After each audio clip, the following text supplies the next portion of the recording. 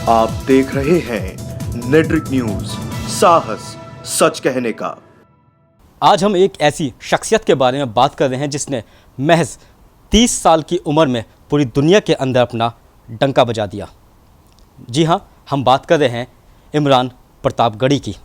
इमरान खान से इमरान प्रतापगढ़ी बनने की पूरी दास्ता हमारे साथ बातचीत करने के लिए खुद इमरान प्रतापगढ़ी मौजूद है।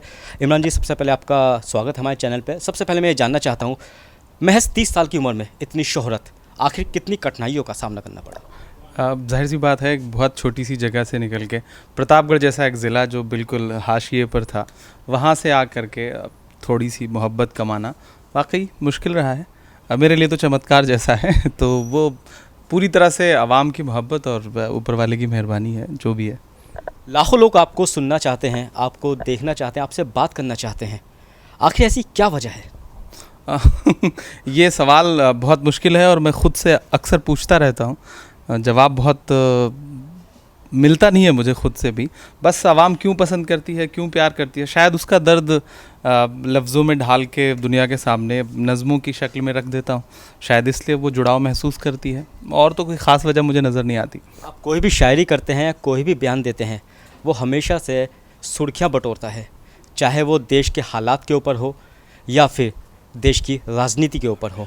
अभी हाल ही में आपको राज्यसभा के लिए नामांकित किया गया था, लेकिन आम आदमी पार्टी ने आपको राज्यसभा नहीं भेजा। उसके बाद भी काफ़ी विवाद पैदा हो गया था। नहीं, एक्चुअली वो कोई बस नाम चला था। मैंने ना उसके लिए कोई कोशिश करी और ना मेरा अभी कोई सियासत में आने का बहुत इरादा है।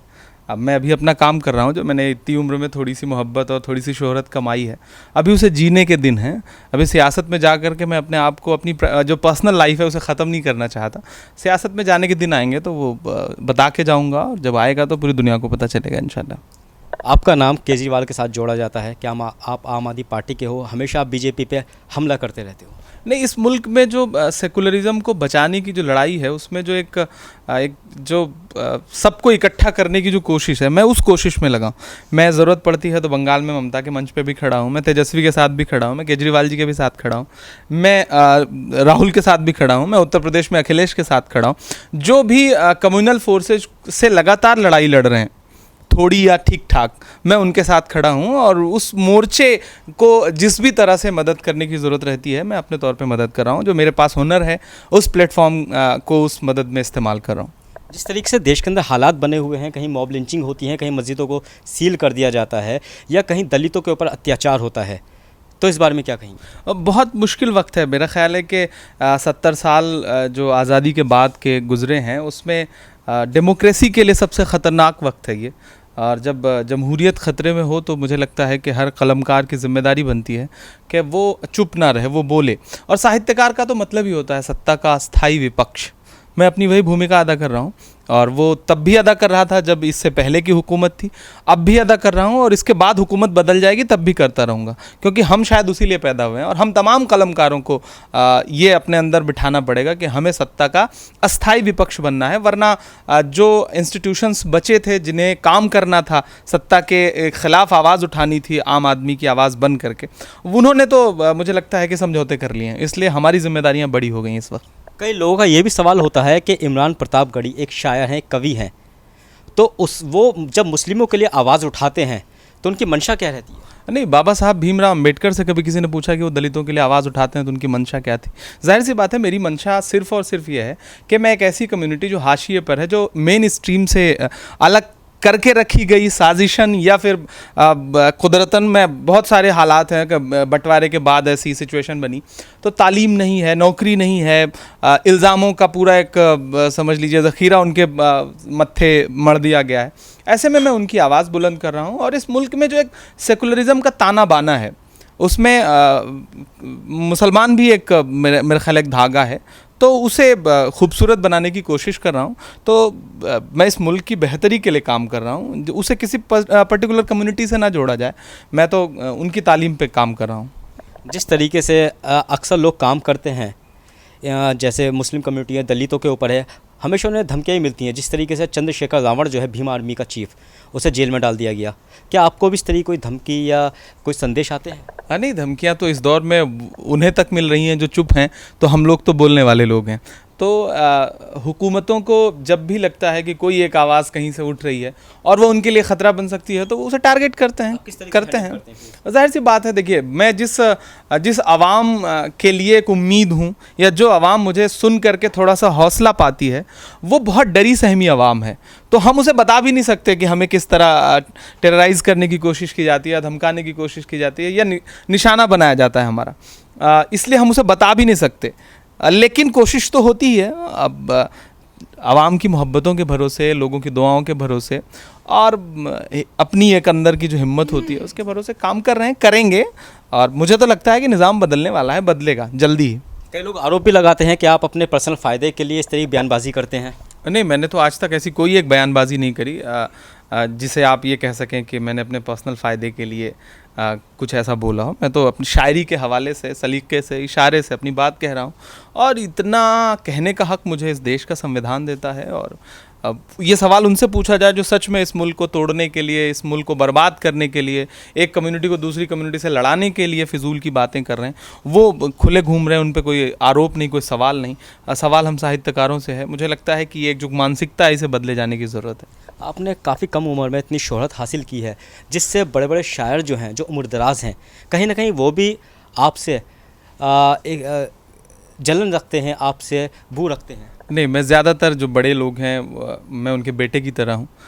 जितनी उम्र से वो शायरी कर रहे हैं, स्टेज पर है बशारों के, उससे कम मेरी उम्र है। तो उन्हें जिस तरह वो अपने बेटे की कामयाबियों पे खुश होते हैं, उन्हें खुश होना चाहिए कि उनके बेटे की तरह का एक लड़का है जो लोगों की मोहब्बतें बटोर रहा है। तो मैंने मुशायरों में बहुत कुछ बेहतर भी किया है। तो मुशायरों में ग्लैमर आया, मुशायरों में पैसे आए, कुछ अच्छी चीज़ें आई हैं जो शायरों के लिए फ़ायदेमंद भी हैं। तो मुझे लगता है मुझे कबूल करना चाहिए। हमें नकार के या हमसे लड़ करके आपको क्या हासिल हो जाएगा? आपने बहुत कुछ कमाया है इतनी उम्र में, तो बच्चे की कामयाबी देख के खुश होइए, जलना नहीं चाहिए। आखिर क्या वजह थी कि कुमार विश्वास ने आम आदमी पार्टी छोड़ी, उसके बाद आम आदमी पार्टी में आपका जो रुतबा था वो बढ़ गया, लेकिन एंड मौके पर आपको राज्यसभा नहीं भेजा? नहीं, एक्चुअली मैं कहीं से भी राज्यसभा की न दौड़ में था, न मैंने कभी कोई कोशिश करी थी। नाम चला और अच्छी बात है। नाम यानी ग्लैमर चाहिए था। चाहिए था या चाहिए, वो तो एक अलग चीज़ है। हाँ, ये सही है कि मैंने बहुत सारे स्टेज शेयर करे और केजरीवाल जी बहुत इज़्ज़त देते हैं, ये उनकी मोहब्बत है। उनकी पार्टी के तमाम लोग इज़्ज़त देते हैं। इज़्ज़त राहुल गांधी भी देते हैं, इज़्ज़त अखिलेश यादव जी भी देते हैं। उन्होंने महज 29 साल की उम्र में मुझे उत्तर प्रदेश सूबे का सबसे बड़ा अवार्ड दिया, यश भारती दिया।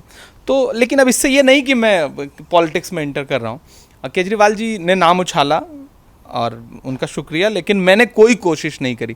मैं पूरी जिम्मेदारी से कह रहा हूँ कि ना मैंने उनसे बात करने तक की कोशिश नहीं करी कि आप मुझे राज्यसभा भेज रहे हैं क्या। मुझे लगता है कि अभी मेरी उम्र बहुत छोटी है, अभी बहुत बड़े बड़े लोग पढ़े हुए हैं, वो जाएं। मेरी उम्र आएगी तो मैं भी जाऊँगा, मुझे जाना ही है। बारे में क्या कहेंगे? हमारे बड़े भाई की तरह हैं, हिंदी कविता के लिए उन्होंने बड़ा काम किया है। मेरी बड़ी शुभकामनाएं उनके साथ हैं। वो राज्यसभा नहीं जा पाए, मुझे इसका मलाल है। आखिरी सवाल मेरा ये है कि जिस तरीके से आपने शुरुआत करी थी, तो शुरुआत में घर वालों ने आपसे रोक टोक लगाई थी या फिर कितनी कठिनाइयाँ आपको शायर बनने में आई? मैं मलिकज़ादा जावेद साहब के घर पे हूँ। वो एक बहुत बड़े परिवार से हैं, बड़ी विरासत सहेजे हुए हैं। मैं तो ऐसे गांव से हूँ कि मेरी 4-5 पीढ़ियों में शायरी से कोई लेना देना ही नहीं था। अब्बू BOMS हैं, डॉक्टर हैं। तो अब शायर का मतलब था, गाँव में आज भी ये माना जाता है कि शायर का मतलब बच्चे का ख़राब हो जाना। तो तब मुशायरों में ना पैसे थे, ना ग्लैमर था। तो जब मुझे इस तरह की कुछ कविता के कीटाणु मेरे अंदर आए, मैं कवि सम्मेलन मुशायरे सुनता था तो बहुत डांट पड़ती थी और उन्हें लग रहा था कि कुछ इसमें सिम्टम्स खराबी के दिख रहे हैं, तो बहुत टाइट किया जाता था। वो चाहते थे कि मैं डॉक्टर बन जाऊँ, MBBS बनूँ। खुद BOMS हैं तो वो चाहते थे मैं MBBS बनूँ। तो उन्होंने इंटर में मेरा बायोलॉजी से एडमिशन करा दिया। उनका प्लान था कि मैं तैयारी करूँगा, लेकिन जिसे ख़राब होना है उसे तो ख़राब होना ही था। मैं धीरे धीरे उधर मुड़ने लगा, फिर छोटे छोटे कवि सम्मेलन मुशायरे पढ़ने लगे। 100 रुपये पहली बार मुझे पेमेंट मिला था, मुझे याद है।